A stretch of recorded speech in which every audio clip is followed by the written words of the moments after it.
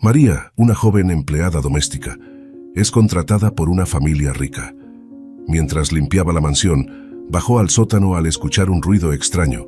Lo que encontró allí la dejó paralizada. María caminaba con pasos presurosos por la gran avenida de Les Champs-Élysées en París. A sus 25 años, acababa de llegar desde su pequeño pueblo en España con la ilusión de encontrar un trabajo digno que le permitiera enviar algo de dinero a su familia. Había soñado tantas veces con visitar la ciudad del amor, pero ahora que estaba aquí, se sentía pequeña e intimidada por los enormes edificios y el bullicio interminable. Consultó la dirección una vez más en el arrugado papel que llevaba en el bolsillo. La mansión de los Vanderbilt se encontraba a tan solo unas cuadras de la avenida principal. María ajustó el pequeño bolso de lona que cargaba al hombro y apuró el paso. No quería llegar tarde en su primer día de trabajo. Al doblar la esquina, sus ojos se abrieron desmesuradamente. Frente a ella se erigía un palacete de estilo neorrenacentista, con enormes columnas de mármol flanqueando la entrada principal. Un alto muro de ladrillos rodeaba la propiedad, y María pudo divisar las puntas de setos perfectamente podados asomándose por encima. Se quedó unos segundos maravillada, antes de reunir el valor para tocar el anticuado timbre de bronce. Un mayordomo ataviado con un impecable traje oscuro le abrió la puerta de hierro forjado.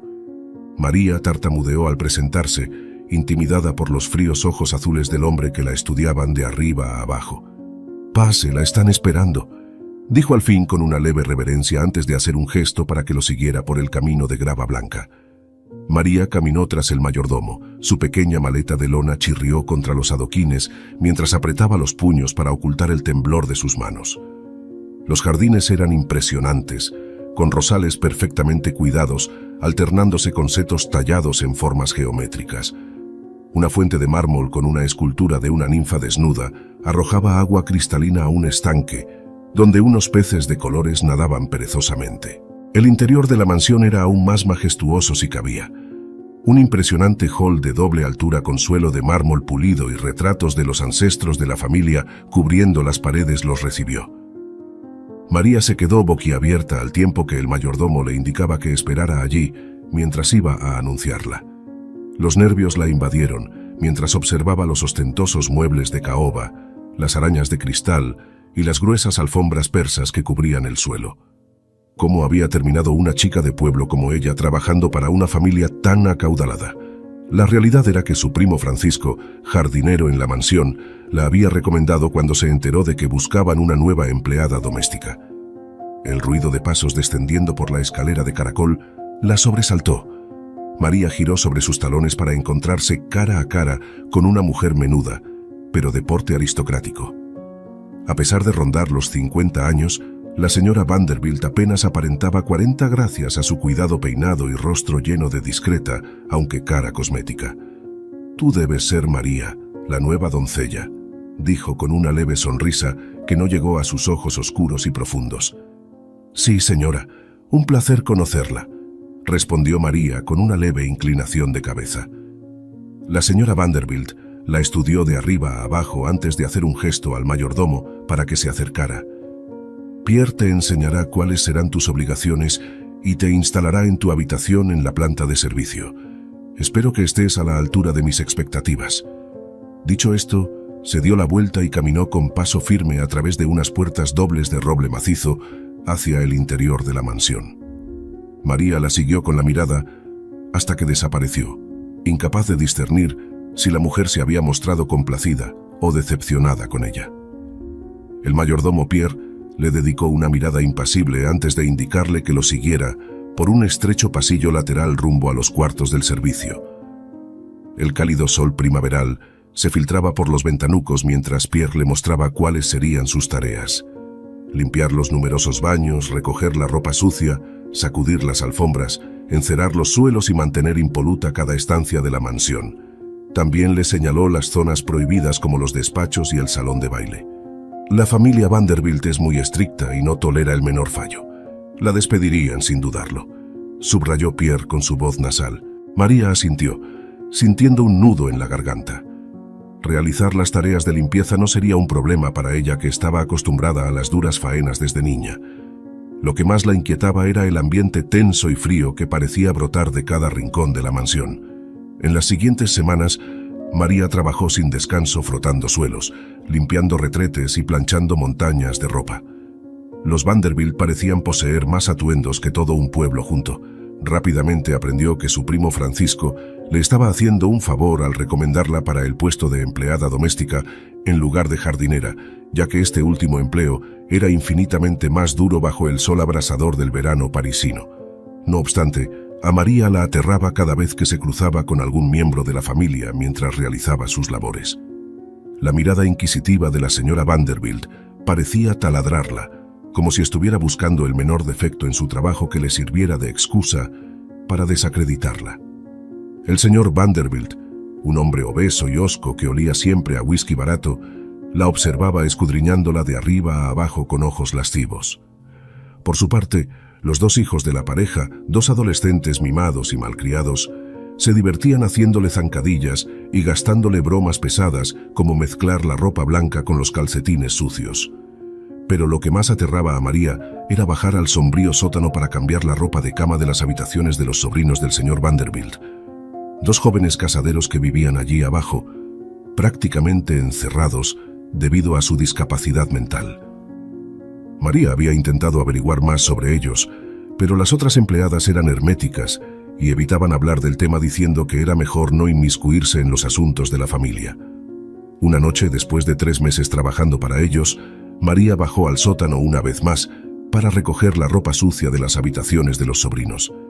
Cargada con 2 enormes cestos de mimbre, avanzaba con dificultad por el estrecho pasillo de piedra cuando sus pies se enredaron con una sábana que alguien había dejado tirada en el suelo. La joven cayó de bruces, esparciendo la ropa sucia a su alrededor, mientras soltaba un quejido de dolor al golpearse la cadera contra el suelo. Tiró de la sábana con rabia para desenredarla, cuando un ruido captó su atención. Era como un golpeteo sordo y repetitivo que parecía provenir de un lateral del pasillo. María frunció el ceño, incorporándose y acercándose despacio a una puerta de roble maciza que se encontraba al fondo del corredor. El golpeteo se hizo más fuerte hasta que pudo identificarlo claramente, como el sonido de un objeto chocando de forma sistemática contra la madera de la puerta. María se estremeció y dio un paso atrás cuando un gemido ahogado se unió a los golpes. Apretó los párpados, asustada, pensando que quizá fuera el ruido de alguna tubería o ratones en las paredes. Pero los sonidos no cesaron, sino que se volvieron más intensos. María respiró hondo e hizo acopio de valor para asomarse por el ojo de la cerradura. Lo que vio en el interior la dejó petrificada de horror. María permaneció inmóvil durante largos segundos, con un nudo en la garganta y el corazón latiéndole desaforadamente en el pecho. Parpadeó varias veces, intentando asimilar lo que acababa de vislumbrar al otro lado de la puerta. Dentro de aquel pequeño cuarto, apenas iluminado por una bombilla parpadeante, había 2 niños, un niño y una niña, que no pasarían de los 8 o 9 años. Ambos vestían harapos andrajosos y sucios, y sus cuerpecitos estaban terriblemente delgados, casi en los huesos. La niña tenía la cabellera enmarañada y sucia, mientras que el niño estaba rapado al cero. Los dos se encontraban agazapados en un rincón del cuarto, acurrucados el uno contra el otro en un vano intento de darse calor. La niña tenía un palo en las manos, y era ella quien lo utilizaba para golpear la puerta de forma insistente, quizá con la esperanza de que alguien los escuchara. María se tapó la boca con una mano para ahogar el grito que pugnaba por salir de su garganta. ¿Qué hacían 2 niños encerrados en semejante lugar? La explicación más lógica era que debían ser los sobrinos discapacitados del señor Vanderbilt, aunque eso no explicaba las deplorables condiciones en las que los tenían retenidos. La joven empleada se apartó de la puerta, con el corazón latiéndole a 1000 por hora, mientras miles de pensamientos se agolpaban en su mente. Tenía que hacer algo. No podía dejar a esos pequeños ahí dentro sufriendo quién sabe qué clase de privaciones. Pero al mismo tiempo tenía miedo. Sabía que los Vanderbilt eran una familia poderosa y despiadada que no dudaría en despedirla si se entrometía demasiado. Finalmente, después de caminar de un lado a otro del estrecho pasillo como un animal enjaulado, decidió que debía averiguar más antes de tomar una decisión. Recogió la ropa sucia y subió al piso superior con piernas temblorosas. Se apresuró a poner una carga de lavado y luego fue a la pequeña estancia donde las empleadas solían tomar el té en sus escasos ratos libres. Allí se encontró con Colette, una de las doncellas más antiguas que llevaba trabajando para los Vanderbilt casi 10 años. La mujer se sobresaltó al verla entrar con semejante expresión desencajada. «¿Te encuentras bien, chica? Parece que hayas visto un fantasma», comentó Colette con su marcado acento francés. María vaciló unos instantes y finalmente se sentó frente a ella antes de responder. «He visto algo horrible en el sótano. Hay 2 niños encerrados allí abajo, en condiciones infrahumanas». Colette abrió mucho los ojos y dejó escapar una exclamación ahogada antes de acercarse más a María. «¿Estás segura de lo que dices? ¿Cómo eran esos niños?» «Un niño y una niña, de unos 8 o 9 años. Estaban en un cuartito diminuto, hambrientos, sucios y medio desnudos. ¿Acaso son los sobrinos de los Vanderbilt?». Colette negó lentamente con la cabeza y se echó a temblar antes de responder con voz asustada. «No, no son los sobrinos. Los sobrinos del señor son adultos y tienen problemas mentales, pero viven en una zona separada del sótano con todas las comodidades. Esos niños, oh Dios mío, no puedo creer que la bruja de la señora Vanderbilt haya vuelto a las andadas». «¿Qué quieres decir?», la apremió María, tomándola de la mano con los ojos muy abiertos. Colette la miró fijamente antes de explicarse en voz baja. «Hace unos 10 años, antes de que yo empezara a trabajar aquí, hubo un escándalo tremendo en esta casa. Se descubrió que la señora Vanderbilt había estado secuestrando y encerrando a niños pequeños en el sótano, sometiéndolos a todo tipo de abusos y experimentos enfermizos. Esa mujer está mal de la cabeza. Comprada por las ideas racistas y la eugenesia, creía que podía crear una raza superior a base de maltratar a niños inferiores». María escuchó aquello horrorizada, resistiendo las náuseas que amenazaban con salir en forma de arcadas. Colette continuó en voz muy baja, mirando nerviosa hacia las puertas por si alguien entraba. «El caso fue un escándalo nacional. La policía encontró los cuerpos de 7 niños enterrados en el jardín de atrás, todos ellos asesinados mediante métodos brutales después de ser estudiados durante años por esa desquiciada mujer. Al señor Vanderbilt lo declararon cómplice por ocultar todo aquello. Estuvieron a punto de ser condenados a muerte, pero como eran ricos e influyentes, solo les cayeron 15 años de prisión. Aunque él murió en la cárcel, la señora Vanderbilt salió en libertad condicional hace un par de años. ¿Y crees que esos 2 niños que he visto también han sido secuestrados por ella?», preguntó María en un susurro aterrado. Colette asintió con gravedad. «Me temo que sí, todo apunta a ello. Esa mujer no ha cambiado en absoluto. Sigue con sus retorcidas ideas de superioridad racial y de crear una raza perfecta. Tenemos que hacer algo, avisar a la policía de inmediato antes de que vuelva a matar a esos pequeños». «Pero si lo hacemos, Colette, nos despedirán a las 2 y quizá hasta nos maten para silenciarnos. Los Vanderbilt tienen poder e influencias». Colette la interrumpió poniendo una mano sobre su brazo. «No podemos quedarnos de brazos cruzados, chica. Esos niños nos necesitan. No permitiré que esa loca siga jugando a ser Dios y sacrificando vidas inocentes. Si no actuamos nosotras para detenerla, sus muertes pesarán en nuestras conciencias de por vida». María tragó saliva y asintió lentamente, con una determinación férrea brillando en sus ojos.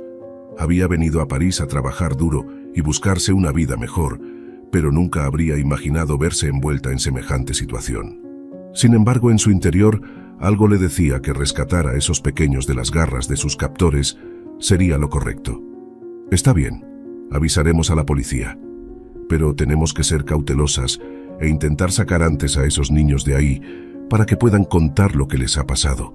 Colette sonrió débilmente y apretó su mano con fuerza. «Sabía que eras valiente, chica. Ten cuidado y cuida tus espaldas. Los Vanderbilt son implacables cuando alguien se interpone en sus asuntos». Las 2 mujeres acordaron un plan para rescatar a los niños de su encierro y ponerlos a salvo antes de contactar con la policía. Aunque corrían el riesgo de perder sus empleos, o incluso algo peor, eran plenamente conscientes de que no podían permitir que semejantes atrocidades siguieran cometiéndose bajo sus propias narices. Los días siguientes fueron una auténtica tortura para María. Continuaba realizando sus tareas de forma metódica y sin levantar sospecha alguna, aunque cada vez que se cruzaba con la señora Vanderbilt en los pasillos, un escalofrío de terror le recorría la espalda. La mujer era tan menuda y de aspecto inofensivo, pero en su mirada oscura parecía ocultarse una maldad infinita. Finalmente, Colette le hizo una señal una noche en que la familia había salido a cenar a un exclusivo restaurante. Era el momento de actuar. María respiró hondo y bajó al sótano con una pequeña linterna y una bolsa con provisiones que la propia Colette le había facilitado. Sus ojos relucieron con determinación cuando se plantó ante la maciza puerta de roble una vez más. Esta vez no vaciló, sino que introdujo las 2 limas que Colette le había proporcionado dentro del viejo cerrojo e inició los movimientos adecuados para forzar la cerradura. Dentro del cuarto, los golpes contra la puerta cesaron de inmediato, como si los niños hubieran advertido que alguien estaba intentando abrirla desde fuera. María apretó los dientes mientras seguía trabajando con las limas, hasta que finalmente el cerrojo cedió con un crujido y la puerta se abrió de par en par. Una niña de no más de 8 años, delgada como un espárrago y con el cabello enmarañado, se hallaba encogida junto al rincón con los ojos muy abiertos. A su lado, un niño rapado de la misma edad tenía las piernas encogidas contra el pecho en una postura protectora. Ambos retrocedieron hasta chocar contra la pared al verla entrar, mirándola con una mezcla de miedo y desconcierto. «No teman, no les haré daño», susurró María con voz calmada. «He venido a ayudarles y a sacarles de aquí». La niña la miró desconfiada durante unos instantes, pero finalmente murmuró con voz ronca: «¿Nos vas a llevar con nuestra mamá?». El corazón de María se encogió dentro del pecho. ¿Cómo podría explicarles que quizá nunca volvieran a ver a sus familias? Decidió asentir para no asustarlos. «Sí, os llevaré a un sitio seguro lejos de aquí, pero primero tenemos que salir de este sótano sin hacer ruido. ¿Podréis caminar vosotros solos?». El niño asintió lentamente sin dejar de observarla con recelo, mientras que la niña intentó ponerse en pie, pero volvió a caer sentada después de dar un par de pasos vacilantes. «Está bien, yo os ayudaré», dijo María dejando el pequeño atillo de comida en el suelo. Se inclinó hacia la niña y la levantó en brazos sin esfuerzo. La pequeña pesaba poco más que una pluma. Luego le hizo una seña al niño para que la siguiera mientras salía del cuarto con la linterna, iluminando tenuemente el camino. Avanzaron despacio por el pasillo de piedra, aguzando el oído por si alguien se aproximaba. María guió al pequeño tomándole de la mano y su corazón latía desbocado, sudando a causa de los nervios y el esfuerzo combinado de llevar a la niña en brazos. Por un instante, María se preguntó si estaría haciendo lo correcto, pero al mirar los rostros famélicos de aquellas 2 criaturas inocentes, supo que haría cualquier cosa con tal de llevarlos a un lugar seguro, lejos de aquella casa de locos. Finalmente, salieron del sótano por una puerta lateral que daba a uno de los patios de servicio. Colette les esperaba junto a su coche con el motor ya encendido y dispuesta a conducirlos a un lugar apartado donde poder refugiarse hasta dar aviso a las autoridades. Las 2 mujeres intercambiaron una mirada elocuente, mientras María acomodaba a los niños agotados en el asiento trasero de la pequeña furgoneta. Una vez dentro, y dando un último vistazo a la oscura silueta de la mansión Vanderbilt, Colette arrancó y se alejaron a toda velocidad por las calles desiertas de París. El corazón de María latía aceleradamente, temiendo que en cualquier momento pudieran ser descubiertas y perseguidas. Pero en vez de pánico, lo que la embargaba era una profunda sensación de alivio al haber conseguido poner a salvo a aquellos 2 pequeños. Fuera lo que les aguardara ahora, al menos nunca más tendrían que regresar al oscuro sótano que había sido su celda durante tanto tiempo. La pequeña furgoneta avanzaba velozmente por las calles desiertas de París, alejándose a toda prisa de la lujosa mansión Vanderbilt. María iba sentada en la parte trasera, con la niña acurrucada en su regazo y el niño aferrado a su brazo con una fuerza sobrehumana para su menuda complexión. Colette conducía en tenso silencio, con la mirada fija en la carretera y las manos sudorosas aferradas al volante. De vez en cuando lanzaba miradas nerviosas por el retrovisor, temiendo que en cualquier momento apareciera un lujoso vehículo pisándoles los talones. «¿A dónde vamos?», se atrevió a preguntar María en voz baja después de varios minutos de incómodo mutismo. «A un pequeño apartamento que tengo en las afueras», respondió Colette sin apartar la vista del camino. Allí estaremos a salvo al menos durante unas horas, hasta que podamos avisar a la policía. María asintió en silencio y desvió su atención hacia los dos pequeños que la observaban con ojos desorbitados. El niño tenía el cuerpo tenso como una tabla y no dejaba de mirarla desconfiado, quizá temiendo que fueran a encerrarlos en otro lugar. «Estos niños necesitan comer algo y asearse, mira lo desnutridos que están», murmuró María con voz afligida. Colette hizo un gesto con la cabeza señalando la pequeña bolsa que había junto a los pies de María. Esta la abrió con manos temblorosas, descubriendo algunos alimentos básicos como pan, manzanas, queso y un poco de pollo frío, además de unas cuantas piezas de ropa limpia dobladas pulcramente.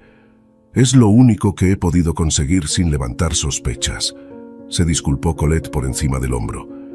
«Hay que alimentarlos despacio y con cosas livianas por ahora. No sabemos desde cuándo no comían algo decente». María asintió y rasgó un trozo de pan antes de ofrecérselo con cautela al niño. Este se encogió, apartándose con desconfianza. La joven española entonces se giró hacia la niña que la observaba hambriente y adelgazó los labios para soplar y enfriar el mendrugo antes de acercárselo a la boca. Los ojitos claros de la pequeña devoraron literalmente el pan apenas le hubo dado el primer mordisco. María sonrió y le frotó la cabeza con suavidad antes de arrancar otro pedazo y ofrecérselo también al niño, que esta vez lo aceptó con ansiedad. Colette miró por el retrovisor y esbozó una sonrisa triste al verlos devorar la comida como dos animalillos hambrientos. Aquel espectáculo le rompía el corazón, pero a la vez reforzaba su determinación de tomar medidas legales contra los Vanderbilt. Lo ocurrido allí era de una crueldad que iba más allá de lo perdonable. 3/4 de hora después, la furgoneta se detuvo en un angosto callejón sin salida del distrito Sentier. María tomó a ambos niños de la mano y los hizo descender con piernas temblorosas del vehículo, mientras Colette echaba el cierre de la verja tras ellos.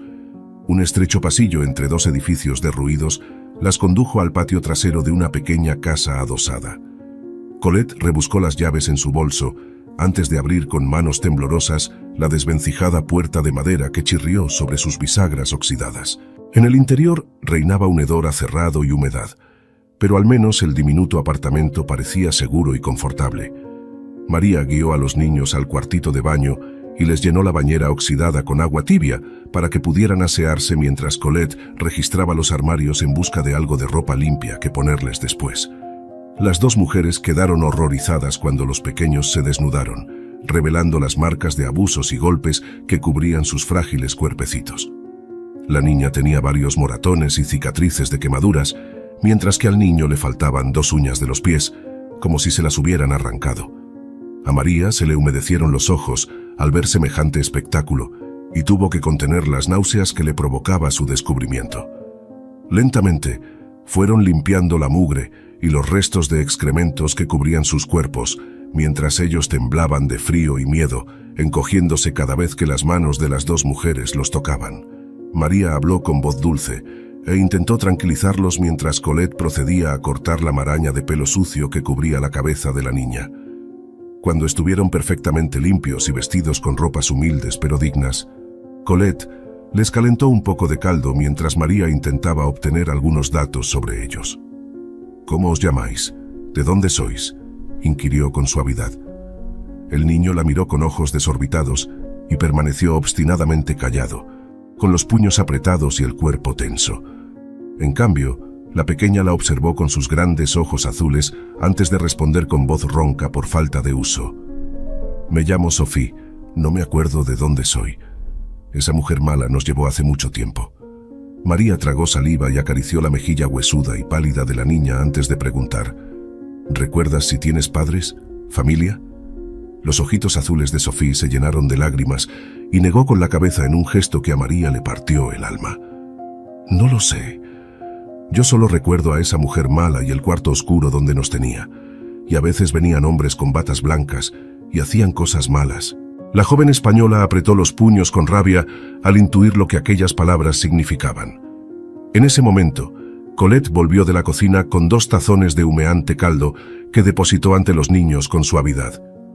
«Tomad, os vendrá bien para recobrar fuerzas». Sofía aceptó el cuenco con manos temblorosas y empezó a sorber con avidez el caldo. En cambio, el niño se quedó inmóvil observándolas con recelo. María lo miró con ternura y empujó suavemente el tazón hacia él. «Anda, cariño, tienes que comer algo para recuperarte. Nosotras no vamos a haceros daño, os lo prometo». El niño desvió la mirada, apretando los labios con obstinación durante unos segundos. Finalmente, alargó la mano y empezó a beber el caldo de forma compulsiva, como si temiera que se lo fueran a arrebatar en cualquier momento. Colette y María intercambiaron una mirada sombría mientras los observaban engullir la comida con ansias. Aquello reforzaba su determinación de denunciar lo ocurrido ante las autoridades y que los Vanderbilt pagaran por sus crímenes. «Esta noche avisaremos a la policía. No podemos seguir perdiendo más tiempo», murmuró Colette con el semblante grave. María asintió en silencio, aunque una parte de ella sentía un miedo atroz. Sabía que aquello era enfrentarse a poderosos enemigos que no dudarían en tomar represalias si sus sucios secretos salían a la luz. Sin embargo, la joven miró a los dos pequeños y supo que todo riesgo valdría la pena con tal de mantenerlos a salvo. Varias horas después, un fuerte aldabonazo en la puerta del apartamento las sobresaltó. María se apresuró a rodear con sus brazos a los dos niños que se encogieron de terror, creyendo que vendrían a llevárselos de vuelta. Pero Colette abrió la puerta sin miedo, revelando a dos hombres de rostro severo que se identificaron como oficiales de policía. «Ustedes han efectuado una llamada denunciando un caso de secuestro de menores. ¿Es eso cierto?», inquirió uno de ellos con expresión grave. Colette intercambió una mirada con María antes de responder con voz firme. «Así es, oficial, y es más grave de lo que se imaginan, me temo. Por favor, pasen y vean con sus propios ojos». Los fornidos policías se adelantaron con pasos cautelosos hacia el interior del pequeño salón. María les hizo un gesto para que se sentaran y acto seguido tomó de la mano a los dos niños y los situó justo frente a ellos. Los agentes palidecieron al reparar en el estado ruinoso y físico de los pequeños. «Explíquense, señoritas», ordenó el agente mientras su compañero tomaba nota con gesto adurido. Colette fue la primera en hablar y narró con voz pausada cómo 2 días atrás María había descubierto a los niños encerrados en unas terribles condiciones en el sótano de la mansión Vanderbilt, donde ambas trabajaban como empleadas domésticas. Explicó que habían decidido sacarlos de allí al comprobar el grado de desnutrición y maltrato al que estaban siendo sometidos. «Y lo peor es que no es la primera vez que esa familia realiza este tipo de atrocidades con niños», continuó Colette con tono acusador. «La señora Isabel Vanderbilt fue encarcelada hace años por el secuestro, tortura y asesinato de al menos 7 niños en esa misma mansión. Y por los indicios que hemos visto en estos dos pequeños, tememos que haya vuelto a reincidir en sus prácticas criminales al salir de prisión». Los dos policías intercambiaron una mirada grave mientras uno de ellos interrogaba a los niños con amabilidad. Sophie rompió a llorar presa del terror, incapaz de pronunciar palabra alguna. Pero su hermano miró al policía con ojos enormes antes de lanzarse sobre él en un arrebato de confianza y aferrarse a su brazo con fuerza. «Ella es mala», chilló con voz ahogada.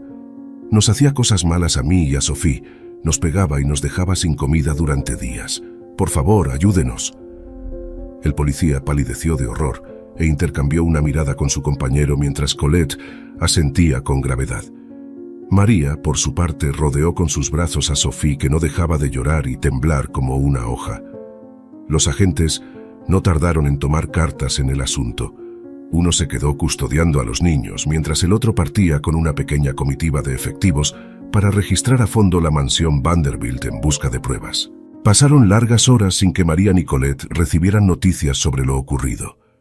Sophie y su hermanito habían acabado durmiéndose agotados en el cuarto del apartamento, y las dos mujeres velaban su descanso con expresión grave. Finalmente, la puerta se abrió de golpe revelando a un contingente completo de policías con expresiones satisfechas en sus rostros. Uno de ellos se adelantó sacando una grabadora y se dirigió a ellas con tono serio. «Señoritas, las felicito. Gracias a sus testimonios y al de los niños, hemos conseguido pruebas suficientes para detener a los señores Vanderbilt e incriminarlos». Colette ahogó una exclamación con las manos y María sonrió con lágrimas en los ojos mientras el agente continuaba su relato. Al parecer, Los efectivos habían estado todo ese tiempo realizando un minucioso registro de la mansión. En el sótano habían encontrado varios cuartos idénticos al que albergaba a los dos niños, incluidos retazos de ropa, cabello y rastros de sangre que confirmaban el paso de otros cautivos por esas celdas. Las paredes también exhibían rastros de cadenas, evidenciando las condiciones infrahumanas en las que los mantenían retenidos. Pero lo más escalofriante había sido el hallazgo del quirófano clandestino que la señora Vanderbilt tenía instalado en el sótano. Un lúgubre cuarto atiborrado de instrumental médico y mesas de operaciones carentes de toda higiene. El análisis de las manchas de sangre confirmó que se habían realizado allí terribles mutilaciones de seres humanos. Para rematar sus investigaciones, en la caseta del jardín, los agentes habían encontrado una pequeña cripta con varios ataúdes infantiles en su interior. Todos ellos repletos de restos óseos que correspondían al menos a una decena de niños diferentes. Creo que tenemos un caso claro de secuestro, cautiverio, torturas y asesinato de menores por parte de los Vanderbilt, sentenció el policía tras finalizar su escalofriante relato. Esta vez no podrán escapar de la justicia. Las pruebas son abrumadoras. María rompió a llorar de alivio, y Colette la abrazó con fuerza, ambas conscientes del tremendo riesgo que habían corrido al desafiar a aquella familia de malnacidos. Sin embargo, todo había merecido la pena si con ello conseguían arrancar a esos dos pequeños de las garras de semejantes monstruos. La noticia del nuevo caso Vanderbilt no tardó en saltar a los medios de comunicación, convirtiéndose en un escándalo nacional que acaparó todas las portadas y noticieros. La historia de los dos niños rescatados del sótano donde habían permanecido cautivos durante años, víctimas de experimentos pseudocientíficos en pos de la búsqueda de una raza aria superior, conmocionó a la opinión pública. El proceso judicial se alargó varios meses, durante los cuales Sophie y su hermano tuvieron que prestar declaración y someterse a exámenes médicos que demostraron el terrible maltrato al que habían sido sometidos. A pesar de los intentos de los abogados por restarle importancia al asunto, la contundencia de las pruebas presentadas por la Fiscalía fue demoledora. Finalmente, el señor Charles Vanderbilt fue declarado cómplice necesario y condenado a cadena perpetua por crímenes contra la humanidad al permitir y encubrir los retorcidos experimentos de su esposa. A la propia señora Isabel Vanderbilt se le declaró enajenada mental y culpable de asesinato en primer grado de 13 menores de edad, con las terribles agravantes de alevosía, ensañamiento y motivación racista y eugénica. La anciana mujer fue condenada a la pena capital, ejecutándose la sentencia mediante inyección letal poco tiempo después. En cuanto a Colette y María, ambas recibieron sendas condecoraciones y una sustanciosa recompensa económica por su valentía y papel clave para desenmascarar los crímenes